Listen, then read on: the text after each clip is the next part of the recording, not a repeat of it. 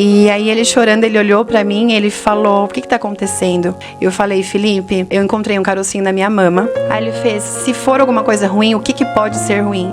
Aí eu olhei pra ele e falei, câncer de mama. Aí ele falou assim, mas não vai ser nada. Eu falei, se for, nem de longe eu vou ser a Thalita por quem você se apaixonou. Ou eu vou perder o peito, ou eu vou ficar careca, ou eu vou engordar, ou eu vou emagrecer. E eu não tenho um prazo pra te dar de quando você vai me olhar e enxergar a Thalita que você conheceu há 3 anos atrás. E o Felipe olhou pra mim, segurou na minha mão. Ele falou, você não vai embora. Não importa se você vai engordar, se você vai emagrecer, se você vai ficar careca, não importa quanto tempo isso vai levar. A gente vai passar por tudo isso juntos. A gente vai passar pelo olho do furacão, a gente vai sobreviver juntos pra contar essa história. E eu vou ser o cara que você vai poder falar, que segurou nas suas mãos. Eu não vou ser igual os maridos das suas pacientes, que abandonam no meio do caminho e elas morrem de depressão, não de câncer. E aí, povo, beleza? Como é que vocês estão? Hoje eu tenho a honra de receber aqui no meu podcast a Thalita Romati. Toca A honra aqui. é toda minha. Muito prazer em te conhecer. Will, um beijo pra você, porque ele que indicou a Thalita. E aproveitando que nós estamos no mês do Outubro Rosa, certo? Eu trouxe aqui uma pessoa que veio me ensinar tudo e mais um pouco sobre câncer de mama, que eu não sei nada. Nós somos muito gratas em poder ter lugar de fala para conseguir falar sobre câncer de mama, prevenção, educação em saúde. E eu queria agradecer o convite para poder vir aqui bater esse papo com você, replicar toda a informação de necessária, né, de educação em saúde, de prevenção, para que a gente alcance muitas mulheres aí, muita gente, que ajudem a gente a continuar a seguir conscientizando e salvando vidas. E antes da gente começar, você tem alguma coisinha pra me dar? Tenho. Porque eu já quero começar no clima. Eu vou mostrar aqui primeiro. Eu tô vestindo, vou jogar até o cabelo pra trás. Tira o microfone É do a lado, camiseta da terceira pedalada e caminhada Combat Pink. E eu trouxe uma pra você bem lindona. Eu vou fazer questão de vestir ela já eu vou amar. Neste momento. Vamos lá. E aí, enquanto você veste, eu vou falar da Combat Pink. A Combat Pink, Otávio, é a marca de impulsionamento de esportes na luta contra o câncer do Instituto Romati de Combate ao Câncer. São ações que a gente faz todo ano, no mês de outubro. As ações que vinculam as vendas das camisetas e os kits da Combat Pink têm renda 100% revertida para todo o suporte humanizado de pacientes oncológicas de Mauá e região. Atualmente, a gente dá suporte humanizado para mais de 180 mulheres em tratamento contra o câncer. Entre todas elas, a maioria é câncer de mama. E algumas por conta de metástase, infelizmente um diagnóstico tardio, também com outros diagnósticos de câncer junto com o de mama. Mas todas as vezes que a gente coloca Combat Pink em algum lugar, as pessoas podem ter certeza que elas estão participando de forma efetiva do impulsionamento do esporte na luta contra o câncer e da prevenção também com a prática de esportes, sabendo que de forma direta, além de levar um produto da Combat Pink, elas estão custeando aí cuidado de mulheres que vivem o tratamento oncológico. Vocês entenderam por que meu podcast é muito bom?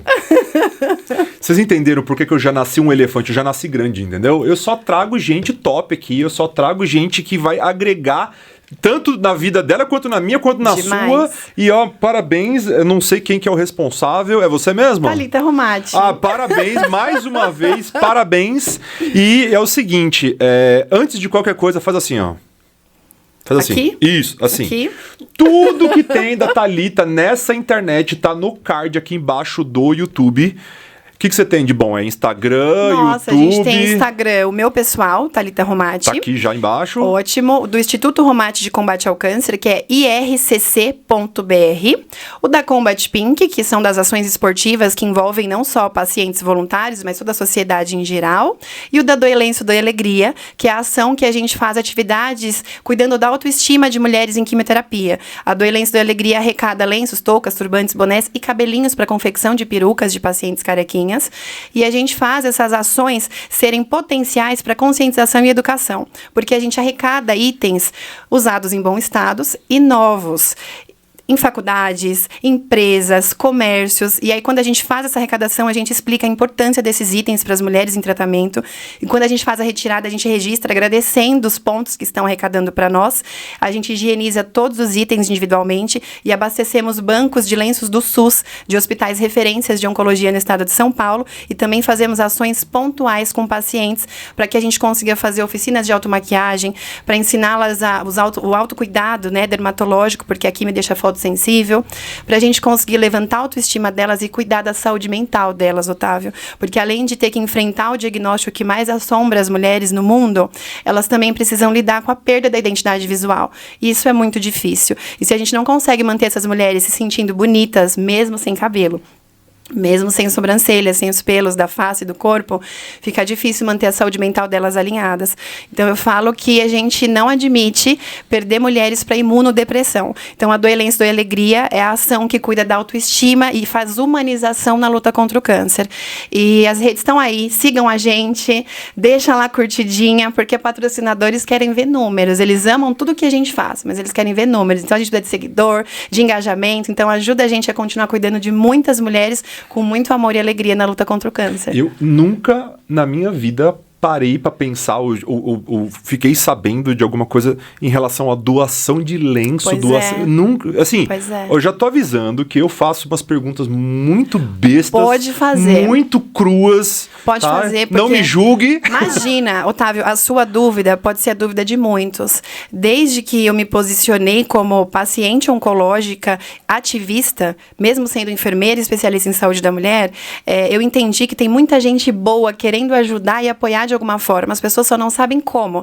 Então eu falo, pergunta mesmo, tira todas as dúvidas, porque às vezes você até consegue se posicionar como um voluntário de alguma forma, mas se ninguém te contar como, se ninguém tiver uma pergunta simples, você nunca vai saber. Então, bora perguntar, vamos tirar as dúvidas de todo mundo. Antes de tudo, eu queria saber a sua história. Vamos lá. Eu sou enfermeira, especialista em saúde da mulher, e quando eu estava concluindo aí uma pesquisa científica que foi aceita no Mundial de Obstetrícia para 2018, né, que graças a Deus também o Mundial de Obstetrícia no Brasil, foi no Rio de Janeiro, e ele corre vários países do mundo. E no ano de 2018 ia ser no Brasil. E eu dei muita sorte por isso, porque dentro da rotina, 2 anos ali dedicando a plantões e pesquisas em vários hospitais do estado de São Paulo, de repente eu caí lá no Dr. Arnaldo de Carvalho, nas clínicas, e fiquei 3 meses cuidando de pacientes paliativas, que intensificaram a minha pesquisa para, de fato, ter a evidência de que as pacientes paliativas do nosso país descobrem tardiamente o diagnóstico de câncer, a grande maioria delas. Então, eu já evidenciei muito o cuidado de saúde da mulher na área oncológica e entendi que a gente precisa melhorar a educação em saúde para que a gente consiga ter diagnósticos precoces. E quando eu estava cumprindo 3 meses já de estágio lá, eu fazendo autoexame das mamas no banho, que eu fazia mensalmente, eu lembrei ali dia 20, vamos fazer autoexame. Hidratei o cabelo, fiz um coque e fui palpar as minhas mamas e bati a mão no quadrante lateral direito superior da minha mama direita. E encontrei um nódulo. E eu ensino mulheres a diferenciarem os achados. Eu sabia naquele momento que eu estava encontrando alguma coisa errada.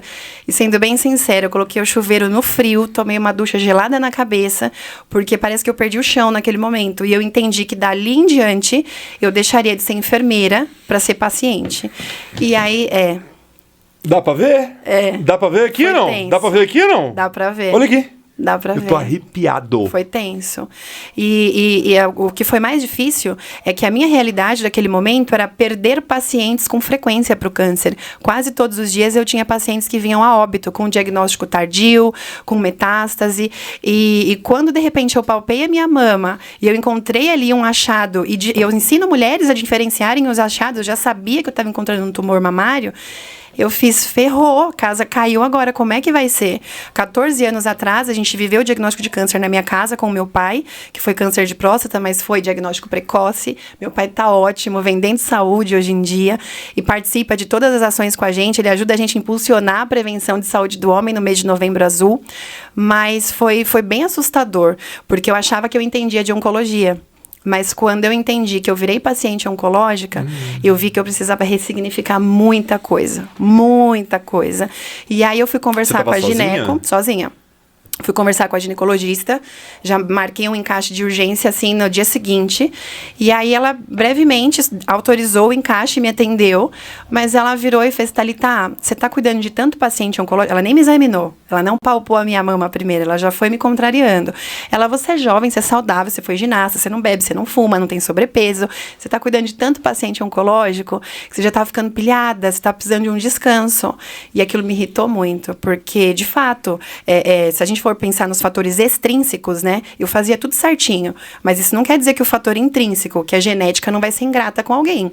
E aí eu falei pra ela, olha, doutora, eu sei que nem de longe eu pareço ser alguém na margem de risco para câncer de mama, mas eu também sou profissional de saúde da mulher. Eu sei o que eu tô achando, o que eu achei aqui.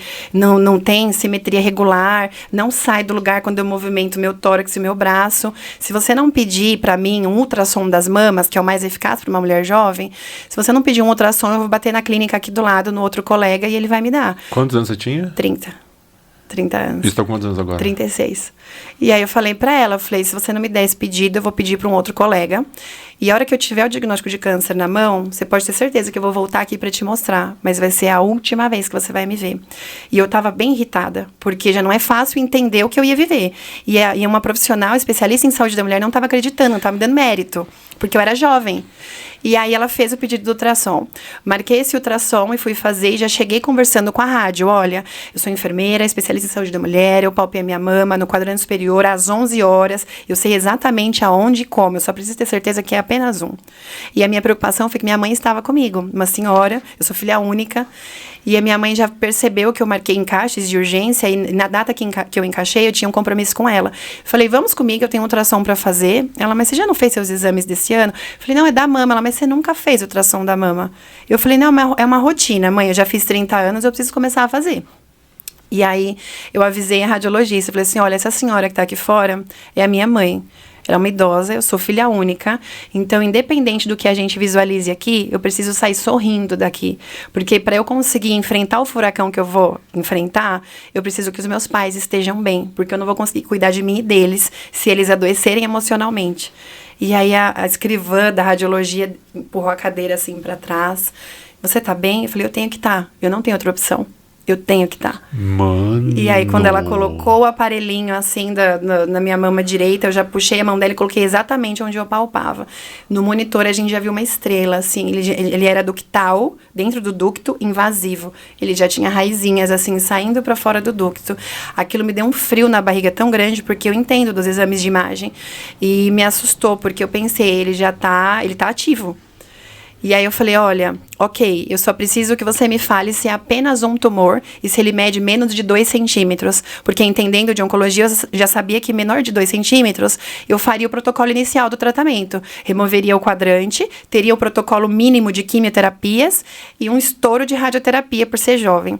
Mas eu sabia que eu não ia perder a integridade da minha mama, não ia perder meu mamilo. E aí eu vi que ela ficou meio em choque de ter que lidar com a minha frieza e sinceridade em já saber o que eu tinha. E aí ela vasculhou a mama, vasculhou a axila, a cervical. E ela foi maravilhosa, porque ela fez rastreios de imagem que não estavam no meu protocolo de pedido. Eu paguei por um exame, eu fiz 4. E aí ela vasculhou tudo, ela falou assim, olha, segurou na minha mão, ela foi extremamente humanizada, jovem também, essa radiologista. Ela, olha, é apenas um tumor, tem 1,5 centímetros, mas se acalma, porque pode ser que na biópsia não dê nada.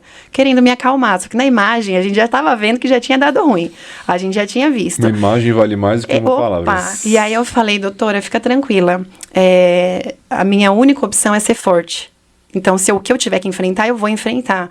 Por conta dessa senhora que tá aqui fora e por conta do senhor que tá lá na minha casa.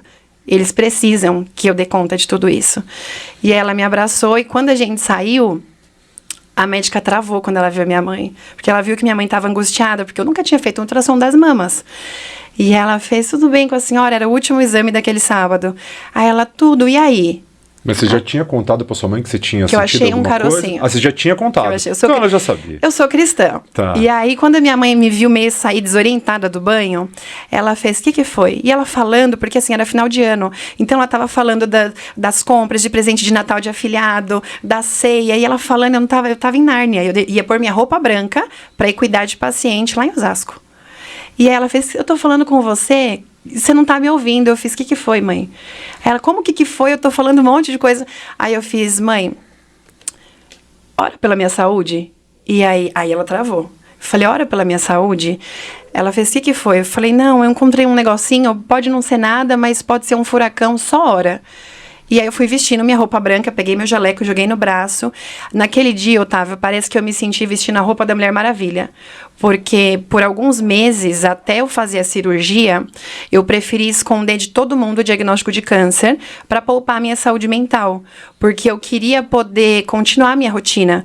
Então eu queria poder continuar cuidando de pessoas, continuar num pronto-socorro salvando vidas, continuar sem que as pessoas virassem para mim e falassem, ai, tão jovem, coitada, tá com câncer. Eu não queria viver isso. Eu não queria viver o quanto as pessoas nos colocam dentro do caixão já, com a gente em vida, quando a gente tem o diagnóstico de câncer. Então, eu me anulei quanto a isso. Eu falava, eu posso ter o diagnóstico no papel, mas aqui, nunca. Jamais. O câncer, eu tive câncer, mas o câncer nunca me teve. E ele nunca vai me ter, mesmo que ele volte um dia. Porque eu precisava cuidar da saúde mental, porque lá nas clínicas, no Dr. Arnaldo, algumas pacientes, elas se entregavam para o diagnóstico e vinham a óbito por imunodepressão. Eu tive uma paciente que me marcou muito, ela tratava câncer de útero e de ovário. E as químios para útero e ovário, a grande maioria dos fármacos não derruba os cabelos. Então, as pacientes sofrem alguns efeitos colaterais, mas não perdem a identidade visual. E quando essa paciente teve uma metástase para as mamas e pulmão, e a químio dela mudou, quando o cabelinho dela começou a cair, ela não queria raspar a cabeça, ela sofria o óbito, a queda de cada fio. E ela, em 15 dias, pegou uma gripe e a gente perdeu essa paciente para imunodepressão. Então, para mim, de lá para cá, essas vivências foram, assim, explícitas para que eu entendesse que eu jamais vou permitir uma mulher morrer dentro de um tratamento oncológico sem ser de câncer por imunodepressão. Porque ela não queria mais visita, ela não queria ver o marido, ela não queria comer, ela se entregou. E é inadmissível para mim. A gente está vencendo ali há 2 anos, todos os dias, uma doença de alta complexidade, que infelizmente é a segunda doença que mais mata no mundo, só perde para depressão. E essa mulher se entregar, é isso mesmo. Câncer de mama? É isso mesmo. O câncer no geral? Câncer. Ah, câncer, tá. Em 2019, a Organização Mundial de Saúde já preconizou que 2020 teríamos o ano em que as doenças de saúde mental, como depressão, seriam as doenças que mais matariam no mundo. Só perderiam para o câncer. E as pessoas ainda têm preconceito de falar que saúde mental é doença de verdade, quando a gente fala dos diagnósticos, né? E ninguém, quando a OMS preconizou isso, ninguém fazia ideia que a gente ainda ia viver uma pandemia mundial. Sabe uma coisa que eu percebi ao criar esse podcast? E ele chama Barulho Mental. Na verdade, vou jogar a real aqui. O primeiro nome do podcast ia ser Papo de Doido. Sério? Só que não pode mais falar doido. É. Não pode. Aí eu falei, então tá bom. Então papo de louco também não pode. Não. Aí uma amiga minha, que ela é psiquiatra, ela falou assim, Otávio, doido, louco, retardado, você não pode falar isso. Não pode falar isso. Eu, tá bom, então vamos melhorar o nome. Aí eu fui pra Barulho Mental. Aí, Show. por que a galinha? Por que a galinha? Eu falei, tá, vamos procurar alguma coisa que faça barulho. Então é uma corneta, é uma buzina, é uma bateria. Não, e essa é demais. Aí eu falei, cara, eu vou botar uma galinha e isso aqui vai ser tipo a buzina do Chacrinha. Foi uma puta sacada. E atrás, a cabeça de quem tem déficit de atenção, como eu, é igual esse painel que tá aí atrás. 2, ó. tá. Você tem déficit de atenção? Opa! Pra manter a linha de raciocínio ali, eu penso num pontinho colorido e defino o que eu tô falando daquele pontinho colorido. Eu já tô anotando as coisas aqui. Aí, uma coisa que eu aprendi real, assim, com os entrevistados, é que a saúde mental, ela é uma doença secundária. Exato. Qualquer coisa que acontece com você... Exato. Te desalinha emocionalmente. E você, uma vez desalinhado... Acabou. Fudeu. Exatamente. É essa, entendeu? Exatamente. E é o seguinte, até você reconhecer que você tem um problema mental... Admitir. Exato. Entendeu? Reconhecer que você tem um problema... Procurar ajuda, porque onde a gente procura ajuda? No bar. Com os amigos. Né? Alças paralelas ali de suporte para... A gente vai procurar descarregar. Ajuda em pessoas que... Não tô generalizando, Sim. mas muitas das pessoas que a gente vai procurar ajuda, não vão te levar a sério. Vão falar, calma que isso daí passa. Ai, vai pegar vai pra balada, vai pegar umas minas, vai beber, vai fumar tipo maconha, isso. vai fazer qualquer coisa que passa. Aí, o que acontece? É você com você mesmo, é você com você mesmo. E eu não tinha a menor noção... Depressão mata mais do que câncer. Não, mas eu tô falando assim, eu não tinha pensado... Na parte emocional, na parte emocional de pacientes com câncer no geral. Otávio, hoje eu sou estudante de dermatologia, né? Então, eu tô me especializando em dermato.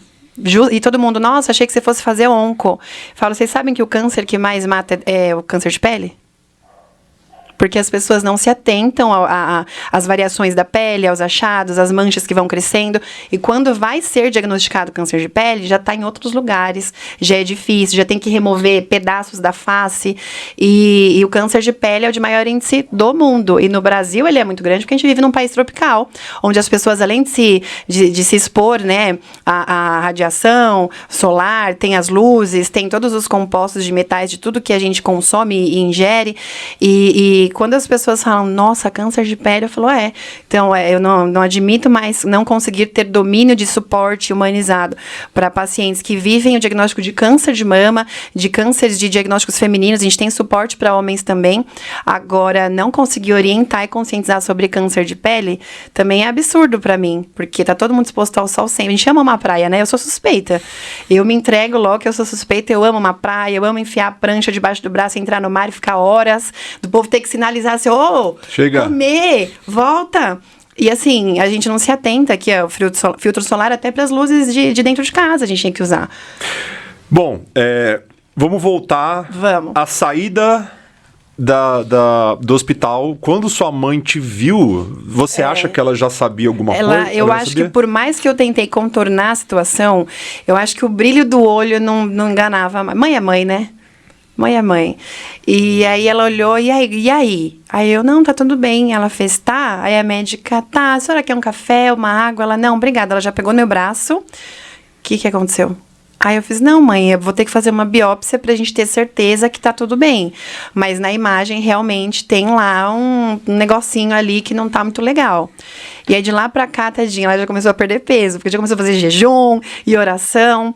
E assim, sempre demonstrando muita positividade, que independente do que a gente tivesse que enfrentar, que a gente ia enfrentar juntas e que ia ter que dar certo.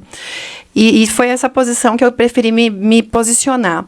Então, eu passei os meses ali de cirurgia, pré-cirúrgico, né, para fazer a biópsia, 30, 40 dias para sair um resultado. Você já sabendo que você achou um tumor, você esperar 30 dias para ter certeza qual é o tipo genético, é desesperador. Então, eu não queria falar disso. Eu não queria ter que contar para as pessoas o que eu estava vivendo. Eu preferia vestir minha roupa branca, jogar meu jaleco aqui de capa de Mulher Maravilha e cuidar da vida de tantas outras pessoas. E já estava no Hospital do Servidor, cuidando de mulheres com gestação de risco, botando muito neném no mundo. E foi a melhor coisa que eu fiz, porque eu poupei a minha saúde mental de viver a triste realidade de saber que se tem câncer. Principalmente porque no Brasil é muito popular a cultura remeter câncer a óbito. Então, as pessoas, a gente tem pacientes, quando descobrem o diagnóstico de câncer, elas já viram e falam, quanto tempo de vida eu tenho? Aí eu falo, depende, quanto tempo você quer viver? Quanto tempo você vai se posicionar em vida para viver? Porque a gente conhece mulheres metastáticas que estão há 16 anos metastáticas. Dançando, saindo em escola de samba, viajando, tem uma que veleja. Metastáticas são aquele que o câncer já foi para outros lugares. Paliativo, a gente não consegue mais proporcionar cura. Tá. Você proporciona qualidade de vida. Metástase, quando o câncer já se espalhou e comprometeu outros órgãos também vitais.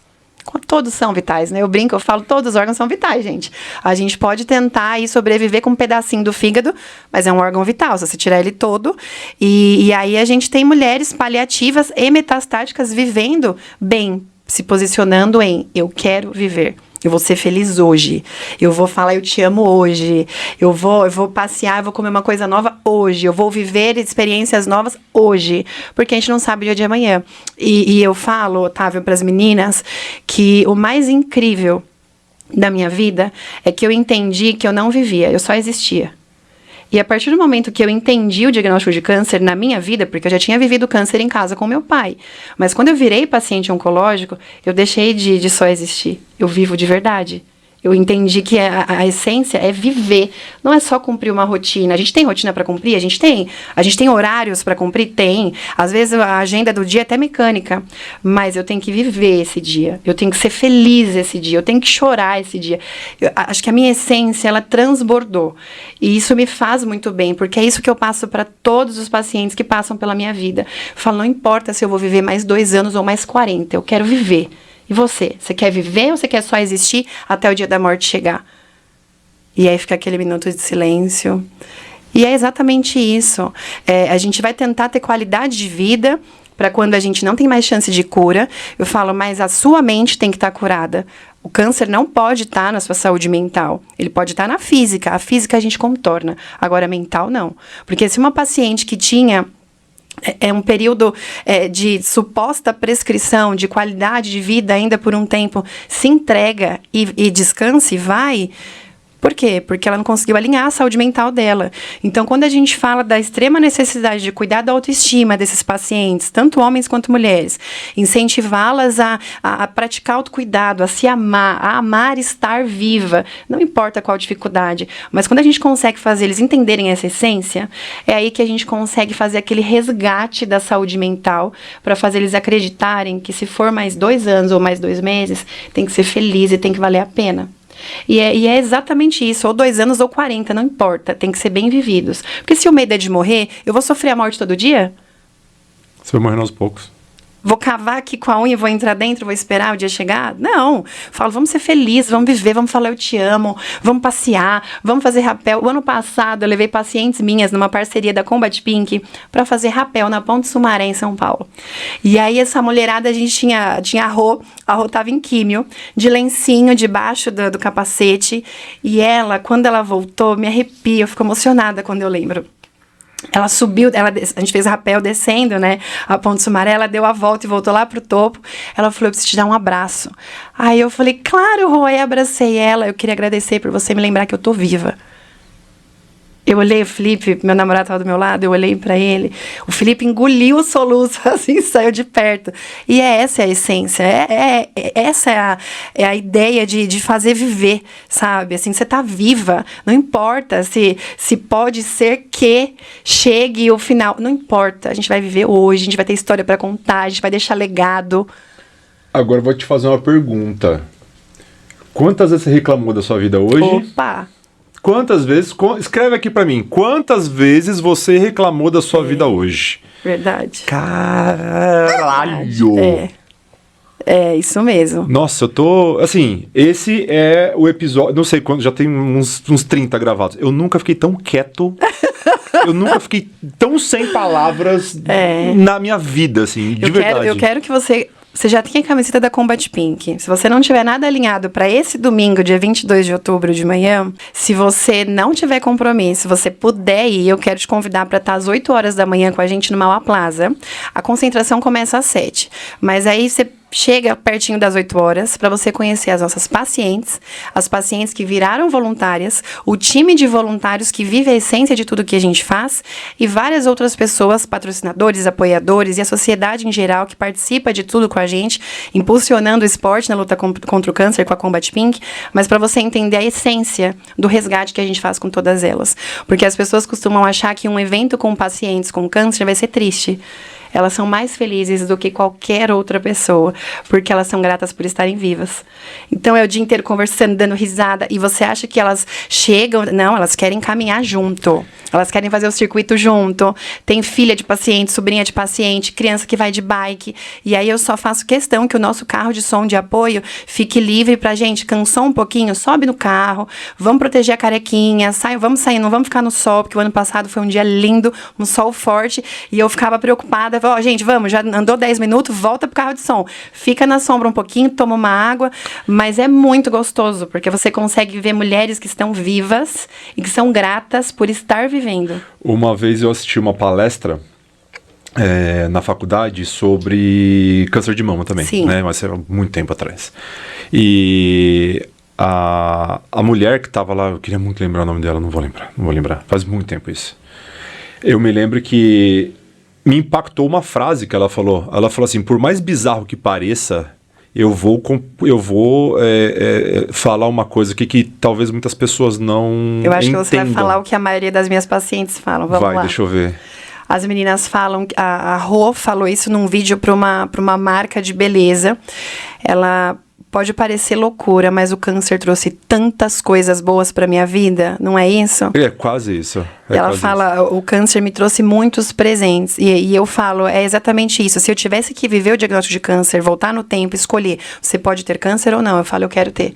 Eu quero ter porque o quanto eu aprendi, o quanto eu ressignifiquei a minha vida e o quanto eu fiz a minha história virar referência para fortalecer tantas outras pessoas. Se for uma opção, você pode não ter ou você pode ter, bota na lista aqui, quero ter. Então, ela falou assim que o câncer foi a melhor coisa que aconteceu na minha vida. Eu falei, o quê?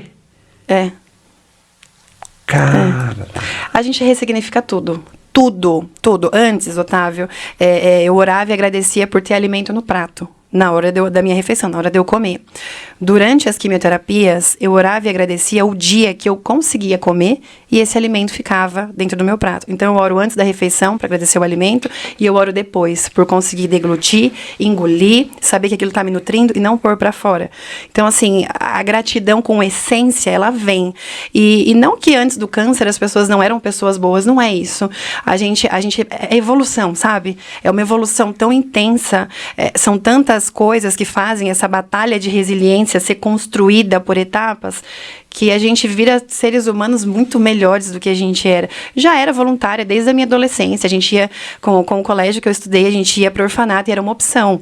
O adolescente não era obrigado a ir. Ia pro orfanato, campanha do agasalho. Mas quando eu entendi que eu podia posicionar esse ativismo para continuar ajudando pessoas, mas salvando vidas e tendo propriedade para falar, por ser profissional de saúde, especialista em saúde da mulher, e diferente de antes, que eu cuidava de mulheres no paliativismo e segurava na mão delas e falava, olha, eu imagino quanto é difícil. Hipocrisia pura, porque eu não fazia ideia.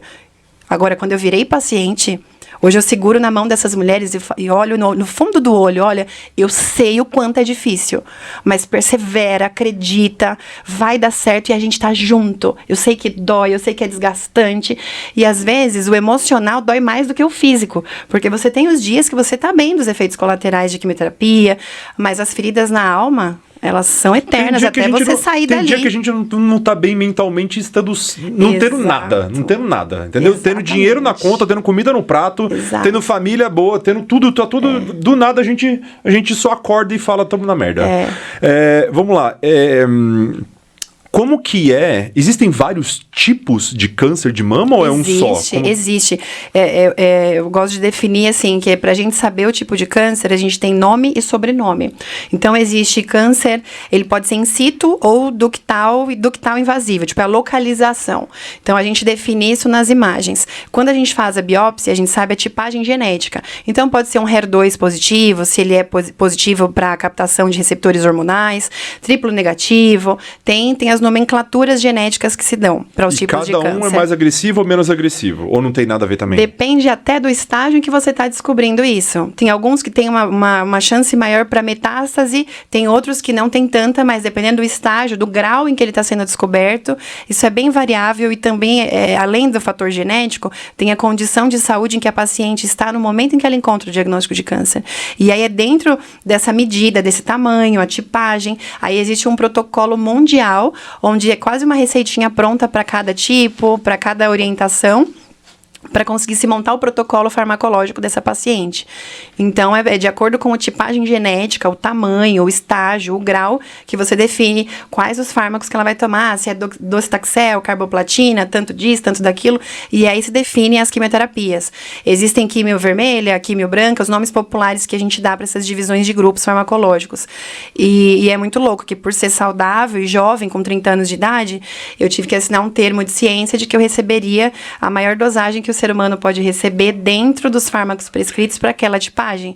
Então, eu fui no fundo do poço. Qual que é quimioterapias. Estatisticamente falando, qual que é a faixa etária, mais ou menos assim, que aparece? Tem alguma coisa assim? Eu falei isso numa palestra escolar ontem, que a gente tem os dados que mostram no SUS que a gente, mulheres de 50 anos estão mais propensas a ter câncer de mama. Essa frase, ela me irrita tanto, porque antigamente a gente tinha diagnóstico tardio.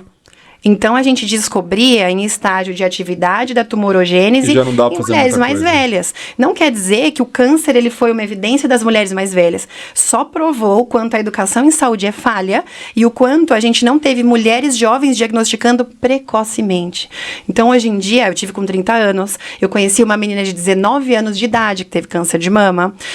Cada vez mais cedo, graças à informação, graças à comunicação e canais de comunicação como esse, que a gente atenta as mulheres para, olha, a mamografia está preconizada para mulheres de 40 a mais, mas você pode fazer autoexame mensal e conhecer o seu corpo, para caso qualquer alteração que apareça, você saiba referenciar isso para um profissional.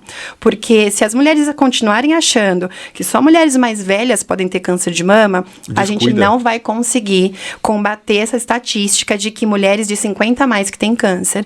E eu falo que hoje não é uma balela piegas que eu imponho. Eu falo, olha, eu descobri com 30 anos. E se não fosse autoexame, ninguém pede mamografia para uma mulher de menos de 35. Minha mãe não teve câncer de mama, mas a minha avó materna teve. Então, se a gente não começar a fazer as mulheres perderem o medo do diagnóstico, porque isso é que é o assombroso. A gente faz roda de conversas em empresas e as mulheres falam, ai, Deus me livre, eu não toco minha mama, eu tenho morro de medo de achar alguma coisa. Que isso? Porque elas sabem que vão ter que enfrentar um tratamento de alta complexidade. Mas aí eu falo, Então, olha... prefere não achar. A gente tem casos... Vou terminar essa dessas mulheres da roda de conversa, vou te contar outra. E aí eu fiz, como assim? Eu tenho medo, Deus me livre, se achar, o que vai ser da minha vida? Eu falei assim, olha, quem acha, trata. Quem trata, cura. Quem cura, vive com longevidade. Agora, se você não achar o câncer, uma hora ele vai te achar. E aí você pode ter certeza que quando ele bater lá na porta e falar, oi, querida, vai ficar muito difícil de você mandar ele embora. Se você não achar o câncer, ele vai te te acha. achar. Porque a nossa geração é a geração que mais vai viver o diagnóstico de câncer. Fato. Então, a gente precisa preparar toda a sociedade, em geral, jovens, idosos, pessoas de meia idade, para que saibam lidar com as alças que a gente tem para ter diagnóstico precoce. Para que a gente descubra, trate e cure. Porque se a gente continuar nessa ideia de que é uma doença de pessoas mais velhas, não vou fazer mamografia agora com 30, com 35, com 40, e ficar deixando isso para depois, a gente vai continuar com essa estatística deprimente do nosso país, de que, de fato, pessoas mais velhas morrem de câncer e pessoas mais velhas têm diagnóstico de câncer avançado com metástase, entrando no paliativismo. Isso é muito ruim, porque a medicina avançou muito. No exame de mamografia, para você ter noção, a mamografia consegue captar microcalcificações antes disso se juntar e virar um tumor. Então, tem mulheres que, graças a Deus, a gente já conseguiu... Quando começa a juntar, o câncer... As alterações antes desse tumor se formar. É aquilo que eu falei, não sei nada, né? O câncer são células que mutam, que elas se transformam. Uma mitose errada, a mitose é aquela divisão celular básica de 1 para 2, de 2 indo. Em número crescente. E nessa divisão errada, os alelos desse gene ali, do DNA, se alteram. Aí vamos supor, uma célula que antes formaria cabelo, se junta com uma que formaria dente, e aí muda esse DNA. Então, quando você vai analisar uma massa tumoral, existem tumores que a gente já viu em um laboratório, que tipo, tem um pedaço de dente, um pedaço de cabelo. É muito louco. É uma bagunça genética, uma bagunça que aí forma uma célula doente e que faz essa massa ter tumorogênese, né? Tem vida ali, suga nutriente. E ela se multiplica, cresce e vai para outros lugares. Sim, e aí vai comprometendo toda a vitalidade do lugar onde ela está. Que é o que acontece quando a gente pega as mulheres com estágio de câncer de mama avançado e aquela mama já está secretiva, vira uma infecção secretiva, com o mamilo já, às vezes que antes era protuberante, aquele farol aceso que a gente brinca, introvertido, com vermelhidão, febril, ele adoece. Então, essas células de mitose errada, que viram células cancerígenas, elas adoecem aquela região e geram todo um transtorno da vitalidade daquele lugar. Eu entrevistei uma amiga minha, Thaís, engraçado assim, né? Eu trabalhei com ela, aí cada um foi para um lado, profissionalmente, do nada eu ligo na Globo, ela tá dando entrevista pra Fátima Bernardes. Que demais! Com HIV positivo. Não é tão demais. Preferia que ela estivesse bem, Thaís. Demais. Ela é muito demais. Ela soube lidar com tudo e ressignificou a vida dela. Ela veio aqui, ela escreveu um livro Nossa, ela veio aqui. Fala o nome do livro. Tá atrás de você, depois eu te mostro. Tá. E assim, cara, e ela me explicou o que é ser soropositivo, o que é HIV, o que é AIDS, como que faz. E uma coisa que eu não sabia, que ela me contou, que é o seguinte, o HIV não mata. O HIV é o nome do vírus. O que mata é a AIDS. Exato. Só que, na verdade, também não é a AIDS que mata. A vulnerabilidade imunológica que deixa sensível a qualquer coisa. O câncer tem alguma coisa parecida com isso ou não? Não, na verdade, não necessariamente ele está ligado com o seu sistema imunológico, a não ser que seja um linfoma, uma leucemia, que vai estar ali... Ele ataca lugares de defesa, tá? Que ataca lugares de defesa. Porém, as quimioterapias, para conseguirem matar células doentes, elas matam as sadias também. A nossa série branca de defesa é produzida na medula. Então, às vezes, quando a gente vê os pacientes que ficam em imunodepressão clínica, né? Nos exames laboratoriais de sangue, entre um ciclo e outro, a gente sabe que é porque essa medulinha já está cansada de trabalhar, está produzindo pouco a série branca, neutrófilos, eosinófilos, leucócitos, e aí aquela série branca fica rastejando, e é aí que mora o perigo da imunidade lá no chão. Entendi. E qualquer coisa pode ser um estrago para um paciente desse. E uma característica de uma mulher que tem câncer de mama e não trata, além de todas as que você falou, de secreção, de febril, de vermelhidão e tal, o que acontece mesmo se não tratar? Essa pessoa, ela vai a óbito por quê? O que acontece no corpo dela? Esse comprometimento dos tecidos da glândula mamária, eles vão gerando esse processo infeccioso. Como qualquer infecção no seu corpo, isso vai correr na sua corrente sanguínea. Então, você começa a ter alterações. Isso assim, eu tô falando de um câncer de mama em estágio avançado, com agravamento tecidual. Falando, era medieval, assim, não tinha tratamento de nada, não tinha... Sabe a laranjinha que vai passando do tempo e vai fazendo assim, ó? Tá. É isso. Aí vai passando para outros até chegar em algum... É isso. É muito triste esse estágio extremamente avançado, em que a mulher não toca as mamas e não sente aquela coisinha começando, e ela não está numa idade de mulheres que faz mamografia. E aí isso vai deixando... A gente teve um caso clínico que foi muito doloroso para mim, porque eu literalmente assisti essa paciente que já chegou pra gente, ela já tinha várias verrugas em torno do mamilo, já tinha afundamento na lateral da mama, e foi triste porque foi uma questão cultural. Cristã, não ia no médico perto da casa dela, da UBS, porque era um médico homem, de uma família extremamente conservadora. Então, quando começaram as primeiras alterações já visíveis, ela teve medo, não procurou o médico, e aí o que é mais desesperador pra mim, Otávio, ela era enfermeira. Ela era enfermeira. Só que ela era da área estética, mas era enfermeira. E aí, quando ela já chegou pra gente, foi assim, de um mês pro outro, ela não tinha tecido mais na mama. Assim, acabou.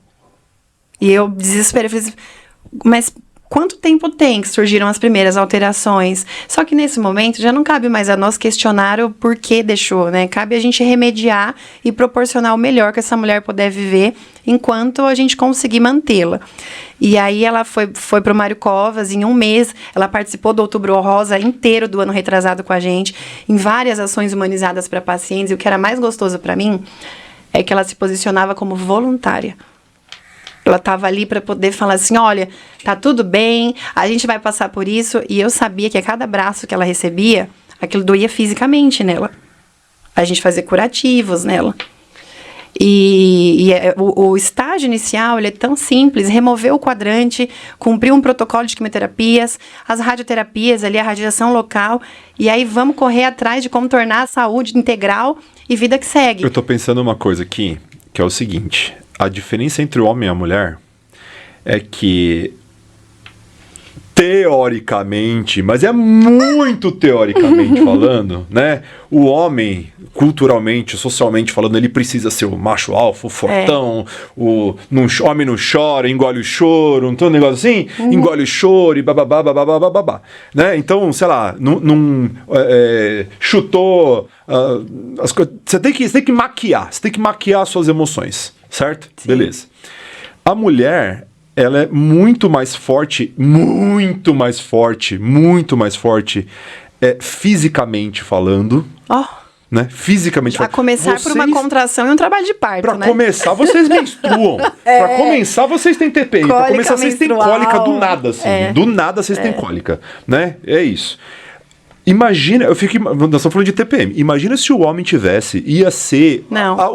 Ia ser o muro das lamentações. Nunca. Ia ser o muro das lamentações. Olha, Otávio, eu vou te Homem doente falar é a coisa mais... Ai, meu Deus. Que eu acho que os homens cientistas já teriam se posicionado para uma cura eficaz e Da rápida da TPM, de tudo. Não, só de você pensar tudo. que não existe anticoncepcional oral para homem, porque por causa dos efeitos colaterais. Que efeito colateral, meu? A mulherada tem Mas cólica. parece que tem uma pesquisa mês, científica assim. que tá alinhando isso aí, tá? Parece que vai sair um anticoncepcional oral para homem. Primeiro a tomar, filho. Primeiro. Eu tomo na jugular aqui, assim, ó. Não dá nada. Falou. É nada. Quando eu tô doente, eu fico... Não, homem com homem com febre, gripe, dor de garganta, acabou. Não, enfim, Acabou. aí eu tô imaginando aqui, só tô imaginando, tá? Sim. Imagina... Ó, isso já me traz uma outra pergunta. Se fosse como esse negócio de abraçar e tal, não sei o quê, ó, homem já não é tão machão pra aguentar, não, tá? A pergunta é, tem em homem? Tem. Existe, ó, isso é muito legal de se perguntar. Existe diagnóstico de câncer de mama no homem. Porém, Como é que como o faz? homem não vai ao médico com a mesma frequência que mulheres, infelizmente, esses registros são tão pequenos, porque quando a gente vai descobrir o câncer no homem, ele não tá mais só na gênese, na glândula mamária, onde ele começou. Ele já foi para outros órgãos, então a gente já vai falar do câncer avançado na evidência maior do outro órgão. Mas acha igual da mulher também ou não? A gente ensina nas escolas, nas faculdades, os meninos, os homens a também fazerem autoexame das mamas, investigarem a axila, a cervical, para que a gente consiga começar a mudar essa estatística e de acharem que é só uma doença feminina. Ótimo. Que só mulheres podem ter. Então vamos lá, como é que eu faço? Deixa eu afastar um pouquinho o microfone. Vamos lá que eu vou fazer agora. Ó, você vai colocar a sua mão direita na cintura, a sua mão esquerda você vai usar para você dedilhar toda a sua glândula mamária do seu tórax direito. Direito. Tá, direito. Isso. Isso você vai fazer em sentido horário, você vai dedilhar mesmo, assim, afundando. Com a diferença da mulher, que a gente tem a glândula para afundar, para sentir, você vai fazer esse dedilhar. E aí, o que é a questão? 70% dos achados não tem relação com câncer. São questões hormonais, de variação, questões de peso, porque gera acúmulo de gordura, lipomas. Agora, o diferencial é você ter a prática mensal e você conseguir entender, diferenciar esses achados, se eles existiam o mês passado ou não. Então, eu falo, Otávio, que assim, a mulher em idade fértil, idade reprodutiva, ela tem que escolher o 14º dia da menstruação dela após o primeiro dia. Então, eu menstruei dia 1º, dia 14 é o dia de eu fazer autoexame. Porque já sofreu as variações, já inchou, o ciclo passou, desinchou, já tá ok, no 14º dia. Mulheres que não menstruam e homens precisam escolher um dia do mês. Dia do seu aniversário, que dia você faz aniversário? Dia 30 desse mês. Todo dia 30, você vai colocar no calendário do seu celular para ele despertar autoexame. Você vai para frente do espelho, aí você faz isso de um lado. A primeira movimentação é essa, bota a mão aqui. Sentido horário. Então, Tá. você vai dedilhando, palpando, fazendo afundamento da sua glândula. O que é importante? Você analisar seu mamilo. Homens que praticam atividade física, se faz uso de sintéticos, hormonais e tudo mais, aí é que tem que se atentar mesmo. Porque pode sair nodulações perto do mamilo. Quem toma bomba? Axila. Não queria falar essa palavra. Então, ó, minha filha, eu sou professor de jiu-jitsu. Ah, sério? O que tem de bolado lá, ó, o Matheus, Kleber, deve ter tudo caroço aí, tudo os caroçudos aí. Tem muito, não tem pouco não. E aí, o ideal é conseguir entender. Isso aqui estava o mês passado, isso aqui cresceu, isso aqui sumiu. Porque a gente também tem casos de que os pacientes chegam, passam no médico 5 minutos de consulta e não soube referenciar nada para o médico. Passa 1 mês, 2, câncer de mama. Nossa, passei no médico tal, um lixo, ele não descobriu que eu tinha câncer. Aí eu falo, mas você se conhecia? Você fazia autoexame com frequência? Você fazia exames clínicos laboratoriais com frequência? Se você não se conhece, não sabe entender as variações e os achados que podem estar alterando no seu corpo, por que uma pessoa que te vê por 5 minutos uma vez na vida tem que conseguir fazer o milagre divino de saber o que você tem? Então, a responsabilidade do autocuidado, ela é essencial para que a gente consiga... Você tá me deixando com uma vergonha que você não tem noção.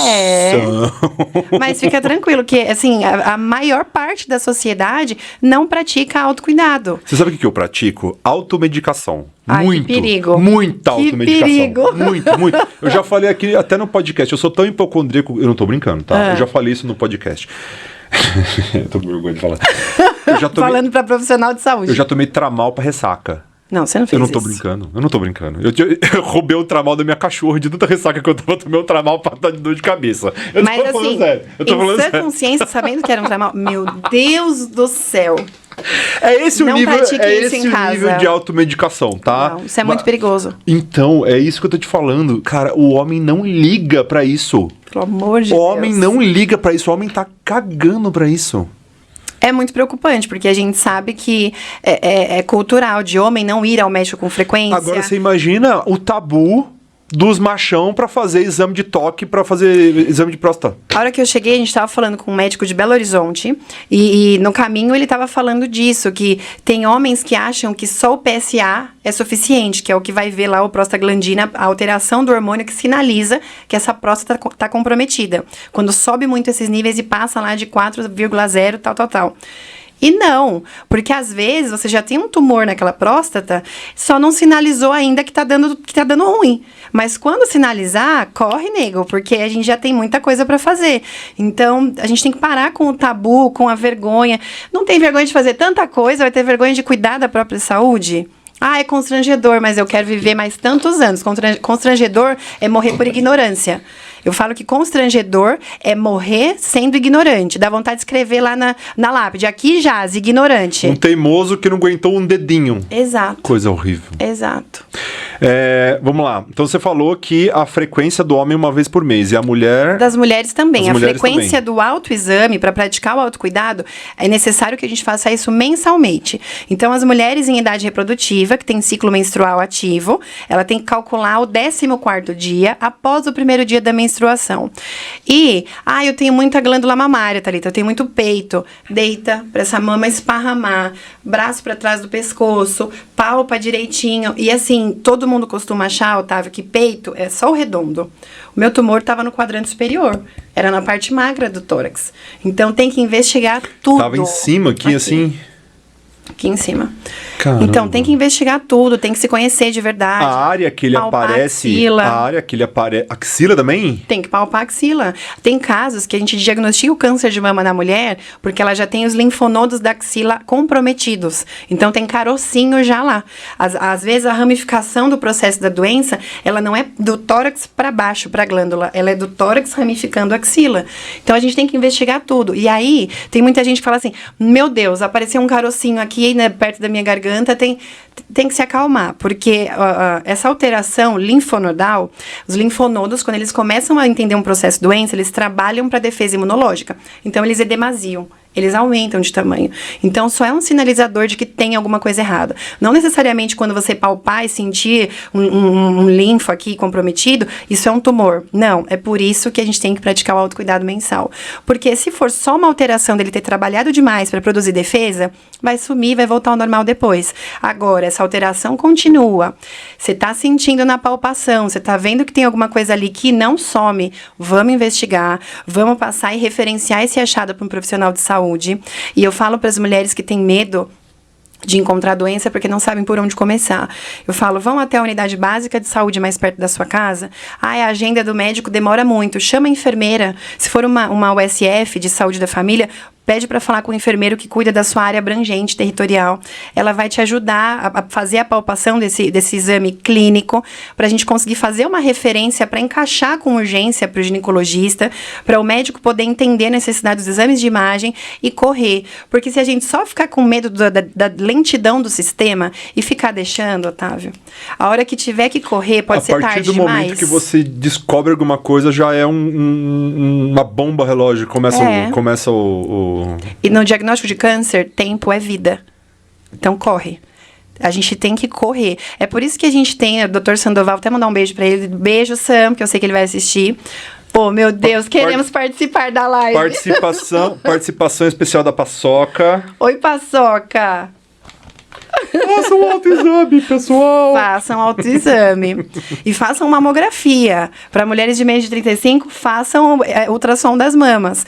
E com o Dr. Sandoval, a gente tem que entrar na justiça para que a gente, de fato, possa preconizar que tempo é vida. Porque tem mulheres que têm convênios básicos aí de empresas regionais, porque o marido trabalha e aí consegue ser tratado pelo convênio, mas aí o convênio quer negar exame, quer negar a medicação de alto custo. Brincadeira! Tem convênio que me conhece por nome e sobrenome, conhece o Dr. Sandoval também, porque a gente arruma briga e faz pedido para que o juiz faça lá a liminar, obrigando o convênio em 24 horas liberar a medicação de alto custo. Mas é o seguinte, vocês também, vamos jogar real aqui também. Calma lá também, não é assim. Vocês têm que entender que convênio é um negócio que não ganha muito dinheiro. Tadinho deles. Entendeu? O convênio, ele quase não ganha muito dinheiro, sabe? Não, quase nada. Não, a gente vai falir eles se eles tiverem que pagar uma medicação de alto custo para salvar a vida de uma paciente, né? Não. É hipócrita demais o tipo de briga que a gente precisa arrumar na justiça. Com convênios, e às vezes a gente teve uma situação com uma marca grande, que eu falei, eu não tô acreditando. Que a gente vai ter que arrumar uma briga na justiça. Só que é assim, a hora que o juiz lá mete a liminar exigindo 24 horas, é assim. Liberou. As meninas foram entregar lenços, as nossas voluntárias da Doe Lenço do Alegria, no AC Camargo. E o convênio dessa paciente, ela quis conseguir destinar para lá, que é um Cancer Center de pesquisa científica excelente que a gente tem no estado de São Paulo. Mas ela foi pro dia da químio para fazer internação, a gente foi levar peruca e lenços para ela, porque ela já ia dali da primeira químio, em 14 dias ela ia ficar careca. E a gente se precaveu para correr, para poder presenteá-la, para ela sentir que, por mais que a identidade visual dela fosse ficar prejudicada naquele momento, a gente ia ajudar ela a conseguir se sentir bonita e bem, feliz. E aí ela veio do interior e foi e tudo mais. E aí, Ju, como é que você tá? Você não sabe.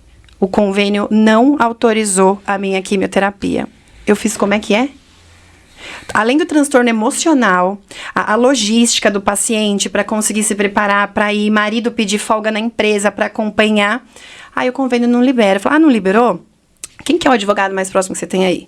Vamos te mandar aqui como é que ele tem que fazer. E a gente conseguir direcionar, porque até nos casos em que a mulher acredita que ela vai ser suprida de uma forma mais confortável do que a que vive a realidade do SUS, ainda assim, além de viver vencendo o câncer todos os dias, a gente precisa vencer a ignorância humana e a ignorância comercial. O capitalismo selvagem desses convênios, filha da puta. É isso aí mesmo, né? Desculpa, eu falo palavrão. Mas é isso mesmo. Sabe o que eu ia te perguntar? E como que é o tratamento do câncer de mama no SUS? Olha, quando a gente consegue colocar a paciente, pelo CROSS, destinar, e a gente consegue ver que essa paciente é colocada dentro de um hospital referência, que não tem um caos de demanda, porque a gente tem hospitais estaduais e regionais excelentes, mas quando a gente dá a sorte do paciente conseguir ser chamado num hospital referência de grande porte, do SUS, para ser bem assistido, infelizmente, as demandas estão sendo um caos pra gente. A gente tem um paciente que ele operou câncer de testículo e aí foi fazer os exames de imagem, já apareceu uma massa tumoral em atividade no peritônio, na parede abdominal, não tá em um órgão vital, tá na parede. Até aí, menos mal, não tá comprometendo algum órgão, mas vamos correr, tempo é vida. E aí, entre um exame de imagem e outro, de 10 centímetros, essa massa foi para 15 centímetros. E ele já está comprometendo as dores, irradiando para as costas. E aí, dentro de um hospital estadual referência aqui na nossa cidade, cidade vizinha, aqui no ABC, a espera para a primeira consulta de oncologia dele está para janeiro. Isso é inadmissível. Um paciente que ele já é referenciado como paciente oncológico, e aí ele fez a primeira cirurgia, ele está num estadiamento de controle, para que a gente consiga tentar fazer a remoção do próximo tumor que apareceu, desse segundo diagnóstico, e esse paciente tem que ter a saúde mental de saber que ele vai ficar outubro, novembro, dezembro, esperando para em uma data de janeiro ele passar na primeira consulta com o oncologista. Isso sangra meu coração, assim, de rasgar. Coisa que no intervalo de um exame para o outro, De 10 o centímetros para 15 tumor centímetros. cresceu 5 centímetros. E os exames dentro do mesmo mês, um no início do mês e um no final. E aí a gente precisa entrar também com ação judicial, com liminar. Ah, existe a lei dos 60 dias, Thalita. Aí eu falo, olha, a lei dos 60 dias do SUS, Que é a lei dos o 60 paciente, dias? a partir do momento que ele descobre o diagnóstico de câncer comprovado lá com a biópsia, o Estado tem 60 dias para proporcionar o início do tratamento desse paciente. Esse número O já é início do desesperador. tratamento, não é da primeira consulta. De tratamento. E 60 dias já é preocupante, porque a partir do momento que você faz a Eu tô tendo biópsia... uns calafrio aqui, eu tô tendo uns calafrio aqui. E assim, Otávio, a partir do momento que você faz a biópsia, você invadiu esse tecido dessa massa tumoral, você extravasou células para o seu tecido. A gente sabe que esse câncer pode se espalhar e que ele pode entender que ele está sendo invadido e começar a trabalhar de uma forma ativa e começar a gerar problemas que antes estavam isolados dentro desse diagnóstico. Quando você perfura ele A vaza biópsia. células e Imagina, ele você se sente com uma- atacado e ele fala, você agora eu vou crescer? Pensa comigo, você tem um ovo, você tem um ovinho aqui da galinha. Se você furar isso aqui, você fez um furinho ali. Vai vazar alguma coisa dali, não vai? Isso, assim, é a explicação mais simbólica. Então, aí você imagina, aí o paciente descobriu um câncer de testículo, ele fez cirurgia, ele se recuperou, aí ele vai fazer exames de imagem, descobriu um novo tumor, e aí quando ele vai correr, aí um outro exame de imagem deu que de 10 foi para 15. E aí ele recebe, tem fila, tem muita demanda, tem que esperar. Aí para tentar enrolar esse paciente, porque viram que era um paciente instruído, aí marcaram uma consulta. Quando ele foi passar, marcaram ele de volta com o cirurgião que fez a cirurgia de testículo. E o cirurgião virar e falou assim, mas o que você tá fazendo aqui? Você tem que passar com um oncologista. Aí vai para assistência social do hospital. Mas é que tem fila, você não é o único. Agora, você imagina, tipo, se você pega seu pai, você descobre câncer, você leva no hospital, e aí uma assistente social vira pra você e fala, você não é o único. Sabe o que mais dói também no coração? É você pensar que o SUS no Brasil, ele funciona. Entendeu? Porque assim, imagina se não tivesse... O problema é a demanda, Entendeu? Assim, a gente fala tanto de Estados Unidos, você morre, você quebrar o dedo, você tá morto. Otávio, quantas pessoas foram à falência na pandemia fora do país? $5.000 se você precisar de ambulância. Não é brincadeira. Ambulância, $5.000 Então, ambulância. O SUS é uma mãe. A sistematização de saúde é extremamente completa. Nós somos modelo para países da Europa. O problema é das políticas públicas de saúde. É isso que são eu tô os políticos. é isso Vamos que eu ser tô sinceros. Não quero falar de política, mas vamos falar. O problema do que não acontece, poderia acontecer de fato, o quanto não se divide justamente o que deveria ser destinado para a saúde pública do nosso país. Porque eu sou paciente do SUS, dentro do hospital de pesquisa. Eu vou mandar um beijo pro pessoal do BCC. Eu amo minha equipe médica, meus colegas de trabalho. E eu recebi medicações, Otávio, que uma ampola custava R$18.000 pelo SUS. Porque eu fui bem assistida em um hospital referência, que tem ali a filantropia do Alvo Azul, que faz eventos esportivos gigantescos, maravilhosos, para continuar custeando pesquisa para a evolução clínica de pacientes e para que a gente descubra cada vez mais rápido e sem sofrimento a cura do câncer dentro dos tratamentos.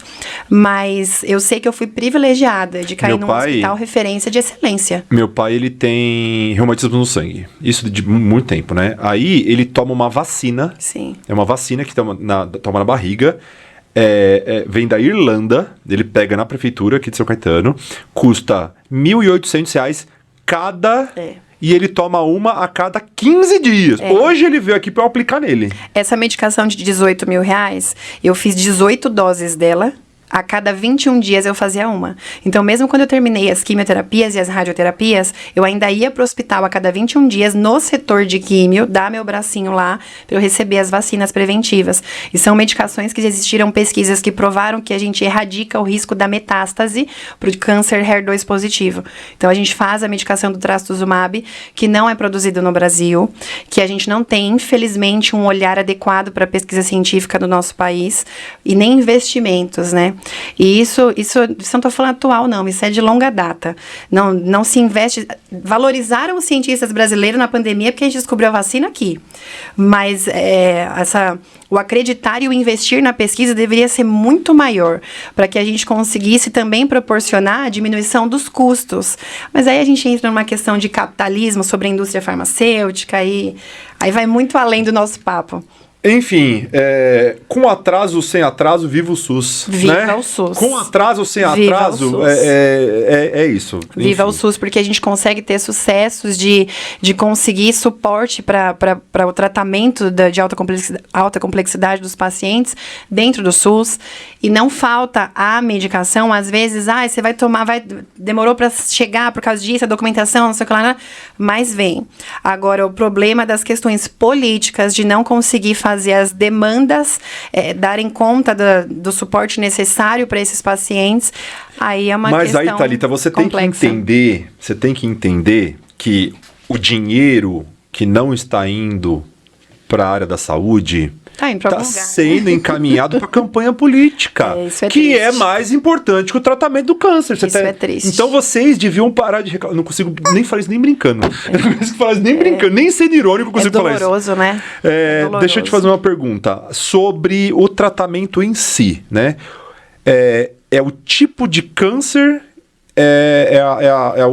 aquilo que você falou, né? Quanto tempo foi... O tamanho desse tumor, mas o tratamento, a quimioterapia, a radioterapia, como que isso é indicado para cada tipo? Dentro desse protocolo, quando a gente entende a tipagem genética, o tamanho, aí existe quase que uma tabelinha de prescrição mundial mesmo. É um protocolo que aqui, em outro país, vai ser igual. Tá. E aí se define quais são os fármacos, dependendo do estadiamento desse tumor, se a gente vai fazer químio antes da cirurgia para tentar diminuir a vida ativa, diminuir essa massa, ou se a gente vai fazer primeiro a cirurgia para remover, depois o protocolo de quimioterapia, depois que a gente tirou tudo, radioterapia. Tem outros tipos de câncer que, dependendo de onde está, né, essa massa e essa ação da tumorogênese, aí tem médicos que tem um protocolo de radioterapia antes de tudo, isso depende muito. Mas para mama, o comum para quando a gente tem tamanhos maiores, químio, para reduzir a remoção ou geralmente quando já passa a químio primeiro vai ser mastectomia, porque a gente já sabe que estava grande.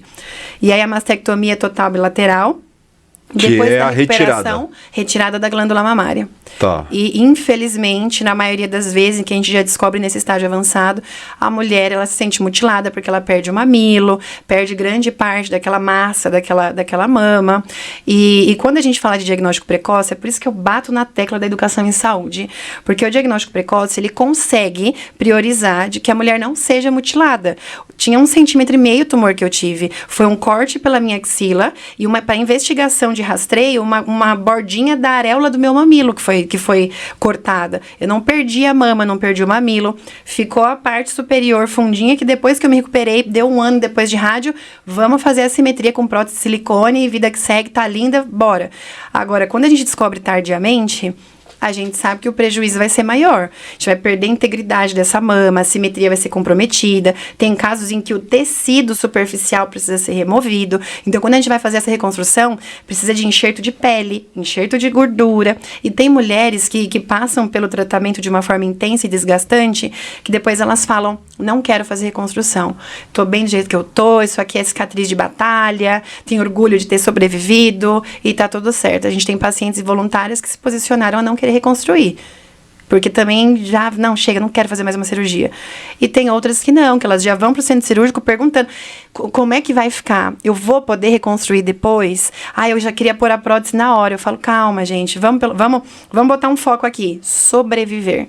Depois do aí a gente consegue viver com tranquilidade e retoma aí toda a autoestima da forma ideal. E já que você falou de silicone, eu queria perguntar sobre a mulher que tem o silicone, como que é feito o exame com o silicone, se o silicone atrapalha aqui no Eu faço mamografia, tenho silicone atualmente e eu faço mamografia anualmente tendo a prótese de silicone. Você já tinha ou não? Não tinha. Eu achava bonito, eu tinha bem pouquinho peito e eu até agradeço a Deus por não ter me antecipado e colocado as próteses, porque pode ser que as próteses acabassem não me deixando tendo facilidade em Maquiando. encontrar. Porque eu não ia fazer ultrassom anual. Pode ser que eu fizesse porque um cirurgião plástico falasse: uma vez por ano, vamos fazer um ultrassom para ver como é que tá essa prótese. Mas se o cirurgião plástico não pedisse, eu não ia ter descoberto na palpação, porque a prótese poderia maquiar essa situação. Mas as mulheres com prótese de silicone podem e devem fazer mamografia e ultrassom das mamas. É mesmo protocolo de rastreio e cuidado com os exames de imagem. Com que frequência? Anual. Anual As também. mulheres, tá recente que eu fiz ultrassom das mamas, e que eu coloquei silicone. Então, a própria avaliação de como tá essa prótese, porque tem mulher que às vezes coloca o silicone e o organismo fica gerando líquido, porque o organismo entende que tem alguma coisa estranha ali dentro. Então, a defesa é ficar produzindo um líquido cicatricial, que a gente chama de líquido de série branca. E a gente sabe que é perigoso, porque a gente não sabe se está entendendo um processo inflamatório ou não. Então, vamos monitorar com uma frequência pelo menos a cada 6 meses, para as mulheres que colocaram prótese recentemente. Tá tudo ok? Cicatrizou legal? Anual, pra gente conseguir cuidar da saúde com o rastreio da mesma forma que uma mulher que não tem prótese. Excelente. E como que funciona colocar a prótese depois? Ai, no SUS. O SUS põe? Põe, o SUS faz reconstrução. A fila é imensa. E nesse desgaste, tem mulheres que já... Porque, assim, existem leis da reconstrução da mama em que a mulher está ali protegida pelo direito de reconstruir a integridade física dela dentro do diagnóstico de câncer de mama. Mas a gente sabe que a realidade é que é uma fila que demora. E aí, às vezes, vamos supor, a mulher não perdeu o mamilo. Ela perdeu o quadrante. E aí fica um afundamento, fica aquele abaulamento naquela mama. Aquilo dói na ferida na alma dela, porque se ela colocar um biquíni dá pra ver. E às vezes ela não quer lembrar que ela teve câncer. E nós não somos, os seres humanos não são acostumados a lidar com o diferente. Então ela não põe um biquíni porque alguém vai olhar e vai ver e vai perguntar. E ela não quer, ela quer viver as férias dela vivendo, não lembrando que ela teve câncer. Então essas questões são muito fortes pra mulher que perdeu o peito inteiro ou que perdeu a metade. Mas a preferência é de quem teve a mastectomia total. E aí, o direito é de todas, mas a verba destinada, aquilo assim, a verba, é isso aqui. Aí tem a fila para as próteses, a fila para o centro cirúrgico para conseguir colocar. E aí tem mulheres que se desgastam tanto que falam, não quero mais. E o convênio cobre ou não? O que você acha? Eu acho que não. Se eles não estão cobrindo nem medicação, o tratamento, nem nada, não... Mas é aquilo que eu já falei. Então eu vou te falar o que a gente vive. As nossas mulheres de convênio não fizeram, que fizeram reconstrução por convênio, não fizeram de presente.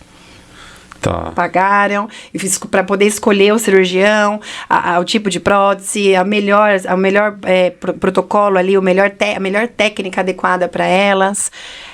A mulher corre atrás de se reconstruir.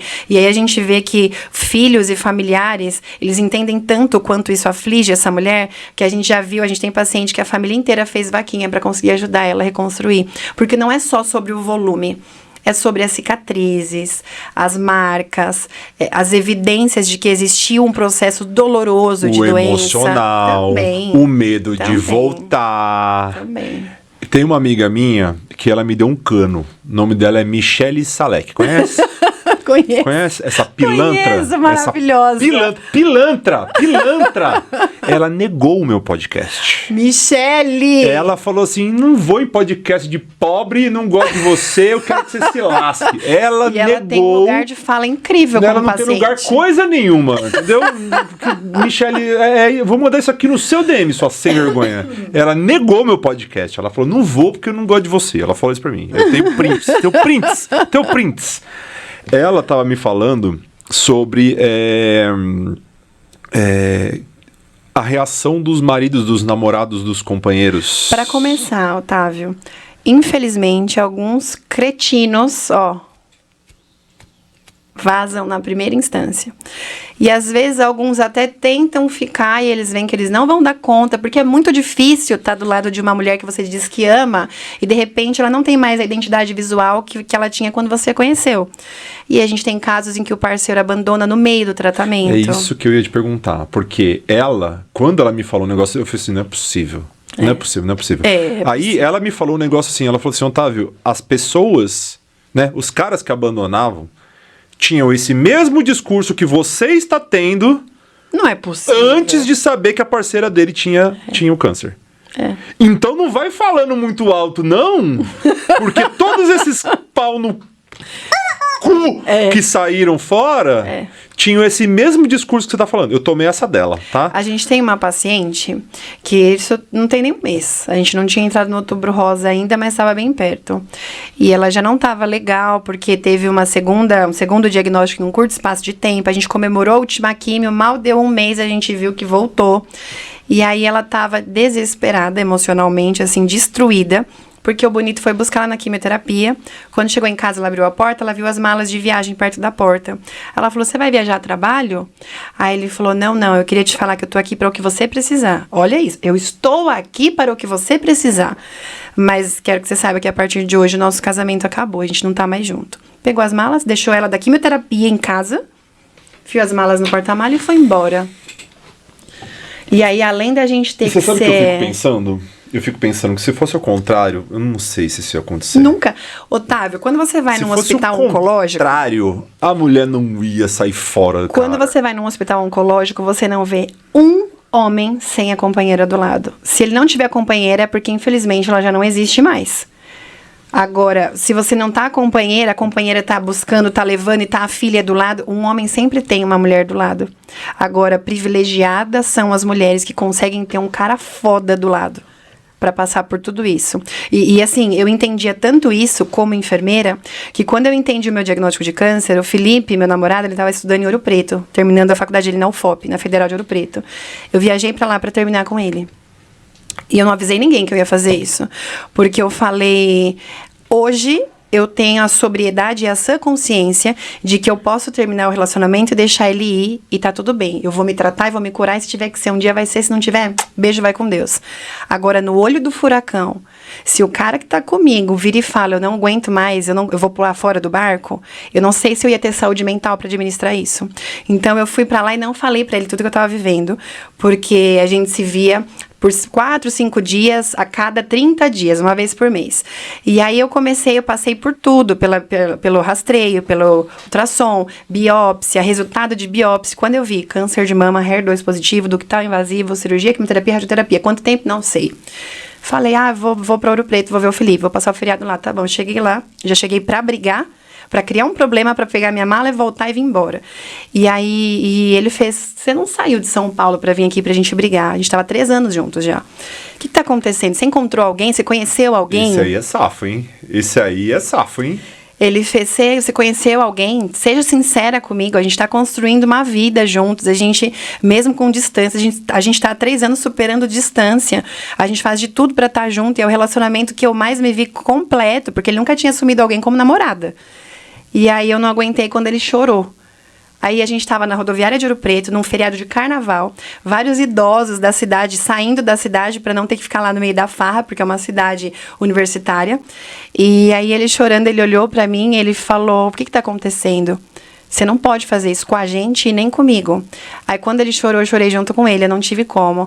Eu falei, Felipe, eu encontrei um carocinho na minha mama, eu não sei se pode ser alguma coisa grave, pode não ser nada, mas pode ser tudo. Aí ele fez, se for alguma coisa ruim, o que pode ser ruim? Aí eu olhei pra ele e falei, câncer de mama. E sem perceber, os idosos em volta estavam tudo olhando. Tava todo mundo vendo. Tava todo mundo com aquela carinha de gatinho do Shrek, assim. Aí ele falou assim, mas não vai ser nada. Eu falei, se for, nem de longe, eu vou ser a Thalita por quem você se apaixonou. Ou eu vou perder o peito, ou eu vou ficar careca, ou eu vou engordar, ou eu vou emagrecer. E eu não tenho um prazo pra te dar de quando você vai me olhar e enxergar a Thalita que você conheceu há 3 anos atrás. E ele aos soluços, e eu junto, e eu não consigo contar essa história sem chorar. Ele olhou pra mim e falou, não importa. Ó, você não chora no meu podcast não, que eu choro junto, hein? Eu já chorei 3 vezes em podcast. Eu chorei anteontem. Você para, ó, até caiu a live aqui. Você não começa a chorar aqui não, que vai ser uma choradeira aqui, pelo amor de Deus, hein? E o Felipe olhou pra mim, segurou na minha mão, com todo aquele... E a gente sem perceber o quanto todo mundo tava prestando atenção na nossa conversa. Ele segurou a minha mala, ele falou, você não vai embora. Não importa se você vai engordar, se você vai emagrecer, se você vai ficar careca, não importa quanto tempo isso vai levar. a gente vai passar por tudo isso juntos. A gente vai passar pelo olho do furacão, a gente vai sobreviver juntos para contar essa história. E eu vou ser o cara que você vai poder falar, que segurou nas suas mãos. Eu não vou ser igual os maridos das suas pacientes, que abandonam no meio do caminho e elas morrem de depressão, não de câncer. E aquilo, para mim, foi um fôlego de vida, de que além dos meus pais, eu tinha mais alguém por quem eu tinha que lutar para sobreviver, para passar por tudo isso, para honrar a pessoa tá ali do meu lado, me segurando no olho do furacão. E aí quando a gente olhou, e aí ele falou, e você não vai entrar nesse ônibus, você não vai embora. E aí ele segurou minha mala, ele me abraçou e a gente chorou, mas assim, foi um choro de alívio, porque eu não chorava pros meus pais, eu não chorava para ninguém, eu tava ali, vai dar tudo certo, tá tudo bem, mas é desgastante, chega um momento que não tá tudo bem, então tudo bem não estar tudo bem. Vamos pôr pra fora. E aí eu chorei, ele chorou junto, ele falou, você tá me falando, você não acha, né? Você já tem certeza. Aí eu tenho certeza. Eu já tô com data marcada para cirurgia, eu vou ter que ter um protocolo de quimioterapias pesado e depois radioterapias. Eu não sei quanto tempo eu vou viver esse tsunami na minha vida. Então, hoje, se você quiser falar, eu não vou aguentar, vai com Deus, e eu super te entendo. Agora, se você falar, eu vou ficar, fica. Porque se no meio do caminho você me abandonar, eu não sei se eu vou dar conta disso, porque hoje minha saúde mental tá alinhada. Lá na frente eu não sei como é que vai ser. E aí ele brigou comigo, você é muito louca, como é que você pode ser egoísta a ponto de definir o que eu tenho que fazer ou de achar que eu não vou ficar e já querer se blindar e me mandar embora sem saber, sem ter a dignidade de saber o que está acontecendo. Não era uma escolha sua. Não era uma escolha sua. Mas assim, o medo de ver a quantidade de mulheres que são abandonadas me fez me posicionar ali como tipo, não quero mais, pode ir embora. Porque se lá na frente você falar que não quer, eu não vou aguentar, agora eu aguento, vai com Deus. E aí, quando ele entendeu, foi assim, uma maturidade extrema no nosso relacionamento, porque a gente enxergou que, não, a gente não queria terminar, a gente queria estar junto, e assim, o tamo junto é tamo junto de verdade. E hoje, quando eu vejo as minhas pacientes sofrerem, porque um cara bosta, vamos apertar a galinha? Porque um cara bosta vai embora, eu falo, olha, a única coisa que, quando as pessoas falavam, tá, e o Felipe, como que ele tá? Quando eu já tava em quimioterapia, eu tinha amigos próximos que tinham medo do Felipe não aguentar. E falavam, tá, e se o Felipe não aguentar? Aí eu falava assim, olha, eu oro todos os dias para que Deus me deixe viver com as pessoas que me amam e me merecem, de verdade. Então, se uma hora o Felipe falar que ele não aguenta, eu vou agradecer a Deus, porque Deus vai estar me livrando de um amor meio bosta. Porque amor completo da minha parte e meio da dele, pode ir com Deus que não serve. Vai doer, mas eu vou entender. Porque sabe a oração do livrai-me de todo mal, amém? Ela tem que servir para relacionamentos e pessoas. Então, se no meio do caminho ele for, eu vou tentar me manter forte, porque a hora que eu estiver bem, eu também não quero de volta. E os amigos perguntavam por zelo, por medo. E hoje eu falo para as pacientes, eu falo, se o cara que fala, eu te amo, casa comigo, pai dos seus filhos, não aguenta estar com você no olho do furacão, esse amorzinho bosta, você não precisa, manda embora. Vai se amar primeiro, vamos se cuidar, vamos sobreviver, vamos passar pelo diagnóstico de câncer e aí lá na frente a gente permite alguém entrar na nossa vida para nos amar. Mas alguém que seja para parte boa, alegria e tristeza de verdade, para celebrar e para chorar também. Porque até amizade a gente vê que não é necessário ter na nossa vida só amigo de farra. Você precisa de amigo na hora do aperto, você precisa de amigo na hora de chorar. A hora que você perde alguém ou que você perde alguma coisa na sua vida importante, você não quer saber do amigo que ia pra cachaça com você. Você quer saber do amigo que te liga no domingo de manhã. Você tá bem? Tá tudo certo? Não o da sexta-feira, vamos pro rolê. A mesma coisa para relacionamento. Então, quando a gente fortalece as meninas para que elas entendam, se o cara não ficar, vai com Deus. Chora, põe pra fora, vamos cicatrizar essa ferida, mas você não precisa de um amor meio bosta. Você é uma mulher completa, vivendo por uma adversidade extrema e que precisa de pessoas completas do seu lado. A metade não serve. Então, deixa aí.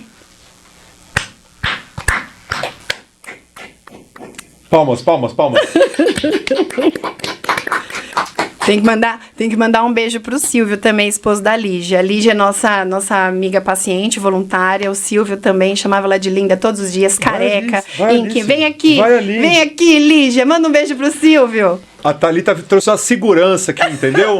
Ela veio aqui, né? Não conheço esse doido, vou na casa dele, ela trouxe segurança aqui, ó. Silvio, a gente só quer falar que você é um cara foda. Palmas pro Silvio, palmas pro Silvio. Muito obrigado por tudo. Marido, família. Todos os homens das nossas vidas são importantes, né? São necessários. Eu estou sem palavras. Ó, eu já ia encerrar, mas não ia encerrar nada, não. Você trouxe uns negócios aqui, ó. Não encerra, não. Meu filho, vai dar 2 horas. Meu Deus, a gente fala demais. Eu que vou editar esse trem, viu? Hoje ainda. Vamos agradecer? Vamos. Eu queria agradecer com muito carinho Nestlé Oncologia e Nutrem. A Nutrem, com o Nutrem Fortify e o Nutrem Beauty, eles suprem o padrão nutricional adequado das nossas mais de 180 pacientes do Instituto Romati de Combate ao Câncer. E, além de todo o suporte de atenção, na Combat Pink do ano passado, eles doaram livros de receitas para que as pacientes consigam adequar o paladar delas e suprir as proteínas necessárias dentro do tratamento, que já mexe tanto, né, os efeitos colaterais, mexe com a deglutição, altera nosso paladar, dificulta aí conseguir se manter nutrido, porque se você não come, você não tem resposta imunológica suficiente. Então, a gente queria agradecer a Nutrem, e a Nutrem é patrocinador da 3ª pedalada Combat Pink mais uma vez. Então, Lu, Nutri, as meninas da Nestlé Oncologia, do Health, muito obrigada, vocês são essenciais para que a gente consiga manter as nossas guerreiras marchando de pé todos os dias. E as pessoas que compram o kit da Combat Pink, que é só R$50 uma camiseta, vem a camiseta, a mochilinha, brindezinhos Nestlé, e é muito legal porque a Nestlé acredita em tudo que a gente faz no suporte humanizado para os pacientes há 3 anos, desde a primeira Combat Pink. Então, eles mandam viseiras para as pacientes, para as atividades externas, e mandam os kitzinhos de brinde, livrinhos e materiais com dicas para que elas consigam se alimentar e se nutrir da forma adequada. É essencial ter parceiros com nomes tão fortes, de tanta representatividade no mercado da indústria alimentícia, e que entendem a gente como uma instituição tão pequenininha, mas fazendo tanto por tantas mulheres que vivem a luta contra o câncer. Obrigada, Nestlé! Olha, eu vou te falar que é um universo completamente avesso. Uma seguidora do Instagram perguntou se eu não ia falar nada sobre câncer de mama, e eu falei assim, mas eu acho que não dá mais tempo. Aí eu recebi meia dúzia de não que eu te falei. Aí eu recebi que, deixa eu ver quantos seguidores você tem, eu já, tá, enfim, né? Só que é o seguinte, eu não tenho como te agradecer. Imagina, eu não tenho como te agradecer o Will. O Will, você é o cara, velho. Borghetti, lindo, ele vai vir aquele dia no meu aniversário. Que dia? Dia 30. Ele dá aula na faculdade de Mauá. De novembro? Agora, dia 30 de outubro. É segunda-feira. Ele dá aula aqui na faculdade de Mauá, aqui na rua de baixo. A gente tem agenda segunda-feira, senão eu vou falar, eu vou vir também. Vou sentar aqui no sofazinho onde a Lígia tá. Ele dá aula na faculdade de Mauá aqui embaixo. Ele só vai subir a rua aqui, ele vai vir aqui. Ele é um cara excepcional, um profissional de excelência. E assim, o que é mais admirável é que, além do potencial de profissionalismo que ele tem, ele entendeu que ele existe para transbordar conhecimento. Ele não é o cara foda que guarda pra ele, olha ali de cima e fala, réis mortais, fiquem aí. Ele transborda e enche todo mundo de tudo de melhor que ele puder compartilhar. E ele é podemos até dizer que ele é um ativista também do TDAH. E assim, foi ele que virou pra mim nos bastidores e falou assim, cara, você só não tá ainda onde você quer estar, porque você ainda não olhou pra você com carinho em relação ao seu TDAH. Porque um TDAH tratado não tem freio, não. Ele que me falou isso. A pessoa com TDAH é aquele milhões de ideias e pensamentos e coisas daquele turbilhão. E aí eu acho engraçado quando você perguntou quem idealizou? Thalita Romati. Quem fundou a Dolência da Alegria? Thalita Romati. Quem fez os logos? Thalita Romati. Quem faz a ação? Thalita Romati. Quem monta o cronograma? Thalita Romati. E a Thalita tem TDAH? Tem. É por isso que ela fez tudo isso, caralho. Dá um trabalho. É por isso que ela fez tudo isso. O doutor Sandoval, nosso advogado, ele faz assim, respira. Porque você tem muita ideia ao mesmo tempo, você tá contando, você não consegue terminar uma pra você começar a outra. Ele pega o papel pra anotar quando ele vai conversar comigo. Faz igual você fez. Ele vai anotando só pra ele conseguir guiar o meu raciocínio e falar assim, vamos fazer isso primeiro, isso e aquilo. TDAH. Mas Se eu a não gente tive- vai que vai. Ó, tudo isso que você tá vendo aqui na sala da minha casa é tudo que é tudo meu, eu que edito, eu que gravo, eu aprendi a editar na marra, eu aprendi a gravar na marra, eu aprendi tudo na marra. E o objetivo desse podcast, eu já falei isso aqui também, sabe? Não é, eu quero crescer, quero não sei o que lá e tal. Né? É multiplicar. Não, assim, se eu Compartilhar. crescer ou se eu não crescer, eu não tô Consequência, né? nem aí, real mesmo, entendeu? Eu criei esse podcast para ajudar terapeutas, essa é a ideia, né? Eu vim do digital, faz 4 anos que eu trabalho exclusivamente com terapeutas, sempre no backstage, sempre lançando terapeutas, produzindo conteúdo no Instagram, por aí vai, tá? A primeira vez que eu caí pra frente da câmera, foi justamente porque, assim, eu tava muito mal por causa da morte da minha avó. Eu tive crises fortíssimas de ansiedade, perdi 12 quilos em 15 dias. Nossa. De frente pra praia de Florianópolis. Olha que lugar maravilhoso pra ter Pra crise ter de ansiedade. depressão. Tem como um negócio desse? Não tem porquê, né? Aí eu falei, você quer saber? Essa mesma militância que você tem pra resgatar pessoas com câncer, é uma tentativa minha de falar assim, não, vamos falar sobre saúde mental. A nossa geração é a geração mais Que mais doente tem mental diagnósticos de saúde mental. de ansiedade, e o Brasil é Verdade. recordista de ansiedade no mundo. E tá? suicídios, né? Essa parte a gente nem fala, né? Suicídios com pessoas que as pessoas não conseguem nem imaginar que vivem em diagnóstico de depressão. Porque a pessoa, além de ter depressão, ela tem que fingir que ela tá bem. Pra ela ser aceita na sociedade e não ser colocada como louca. Exatamente. É Exatamente. isso. Aí vem um besta aqui que quer criar um podcast com um papo de louco. Vê se tem condição um negócio desse. Eu tenho Demais. TDAH e não tenho noção, né? Tem TDAH e tem muita noção de Mas aí conseguir pautar conversas tão plausíveis e necessárias, né? E a ideia é o seguinte... Pro profissional e pra pessoa que se posiciona como paciente. É ajudar pessoas que ajudam pessoas. Exato. Entendeu? Se eu ajudar terapeutas... Fortalecer. Se eu ajudar terapeutas a se divulgar, a ajudar pessoas para... Entendeu? Aí o que acontece? Eu já vi gente muito grande, que sabe o Tadashi? Conhece o Tadashi? Mentira. Ele veio semana passada. Que demais. Hoje é quarta. Segunda-feira eu tava aqui. Que demais. E ele falou assim, não tinha como eu não vir. Não tinha como eu não vir, entendeu? E é muito gratificante eu ver, porque meu canal vai fazer 6 meses. Eu tô E tá bombando. Eu tô com, acho, 7 mil seguidores no YouTube. Em 6 meses. Bombando. Aí, pra quem começou agora... Entendeu? E a ideia é justamente essa, né? Dinheiro a gente quer? Com certeza. Mas se não vier também, o legado tá aí. Esse episódio vai ficar aqui, ó, até enquanto existir YouTube, internet. E vai ficar. É muito gostoso, porque a gente sabe que isso alcança e conscientiza pessoas que nunca viveram a realidade do diagnóstico de câncer. Não precisa nem ser de mama, câncer. Dentro de casa. Ou ali na vivência de pessoas que estão ao redor, que a pessoa ama. Às vezes ela não viveu essa experiência, então ela não faz ideia do que é.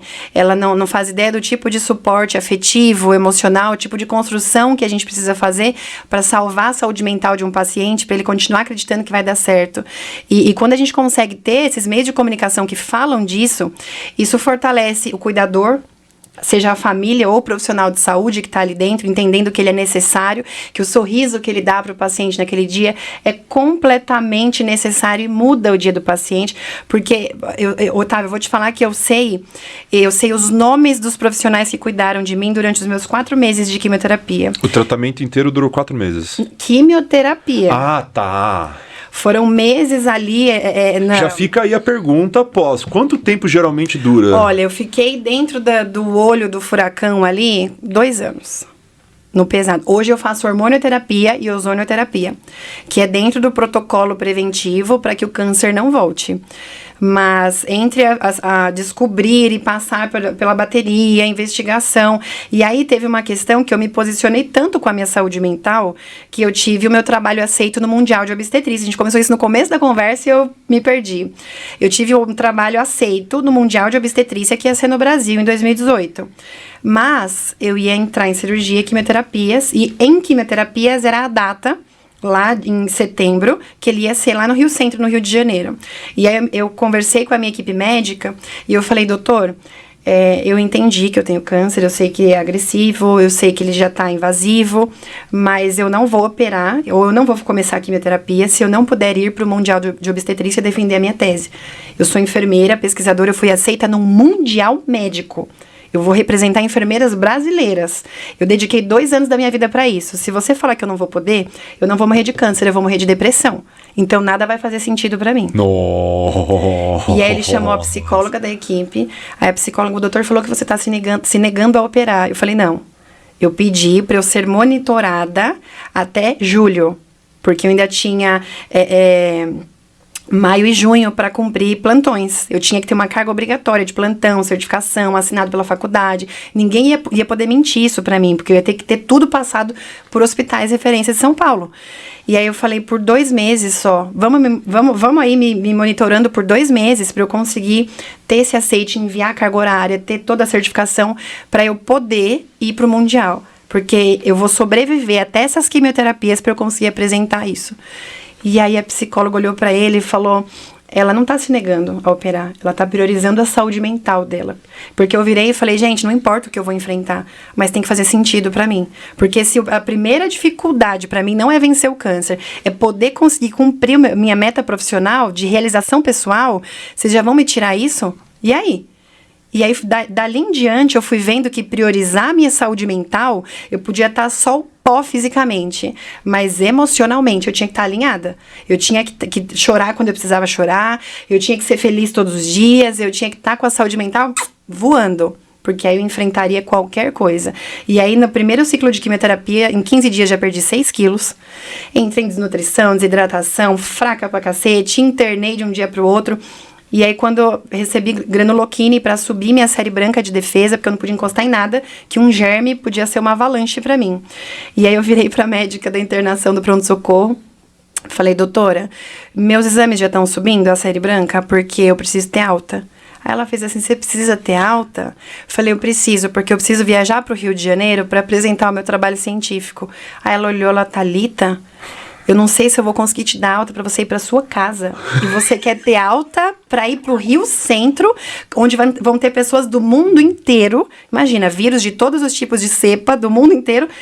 E você tá me falando, eu falei, doutora, eu preciso. E a minha série branca vai subir. Doutora, eu não tô aqui pra brincadeira Não. nessa caralha aqui, não. E minha série branca vai subir. E eu fui tão positiva, e assim, fé é ciência. Quando o paciente acredita em um ser supremo, e ele é facilitador da dificuldade dele, e ele se posiciona ali, vai dar certo, porque tem que dar. Deu certo. No dia seguinte, milagrosamente, a minha série branca disso aqui virou isso aqui.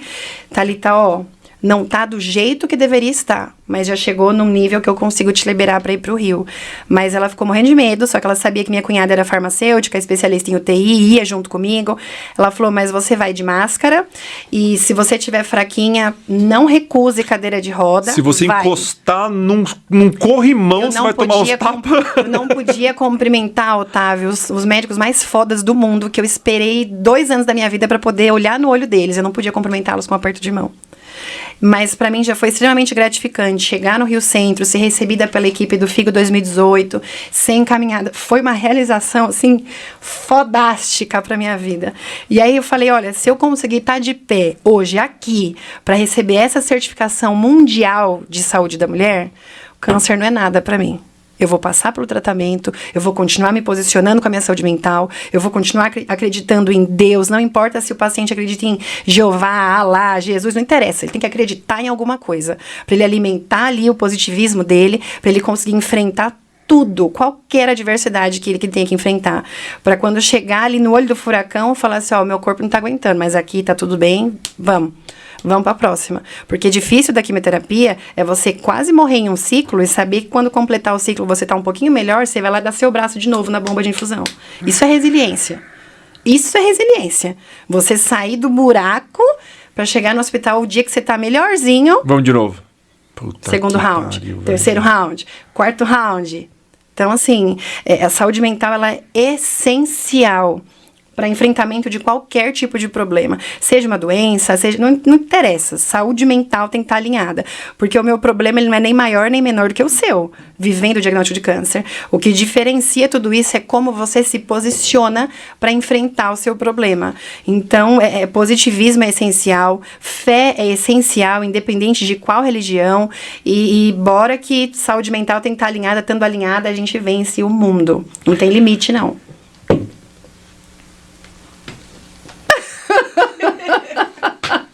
Eu devia ter aprendido Libras, porque eu fiquei sem palavras agora.